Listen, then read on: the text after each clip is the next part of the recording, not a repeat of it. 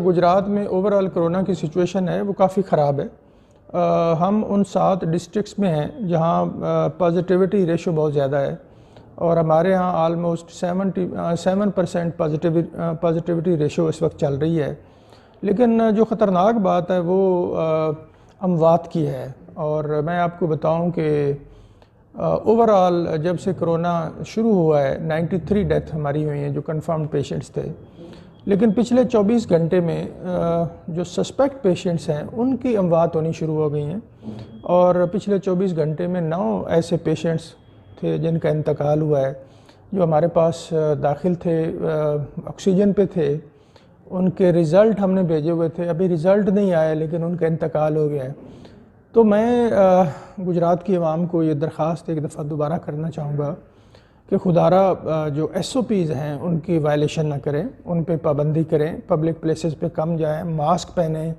शादियों पे गवर्नमेंट ने एक पाबंदी लगाई थी कि आप आउटडोर फंक्शंस कर सकते हैं 300 तक, उस पे पाबंदी से अमल करें, क्योंकि हर जगह पे ज़िली इंतज़ामिया का अफसर हर वक्त नहीं खड़ा हो सकता।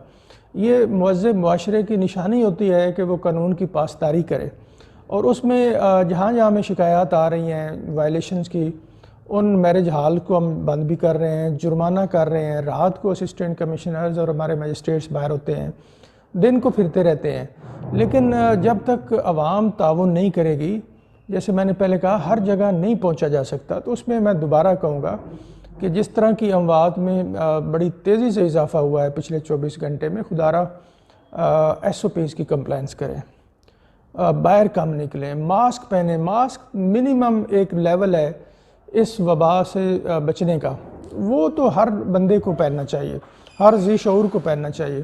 तो उसमें मैं गुजरात की आवाम को आज फिर ये एक किस्म का कॉशन भी है कि जिस तरह की तेज़ी से डेथ हो रही हैं, मरीज़ों के अभी रिज़ल्ट नहीं आए और उनका इंतकाल हो गया, तो अपने आप को, अपने बूढ़े वालिदैन को, बच्चों को महफूज करें और कम से कम घरों से बाहर निकलें। और जो गवर्नमेंट ने कमर्शियल एक्टिविटी पे पाबंदियाँ लगाई हुई हैं कि वो रात को 8 बजे बंद हो जाएंगी, वो मुझे या किसी इंतज़ामिया के अफसर को बंद कराने की ज़रूरत ही ना पड़े, हम ख़ुद बंद करें। और जो कस्टमर आपके पास आए उसको भी वो सर्विस ना दें जब तक उसके पास मास्क ना हो।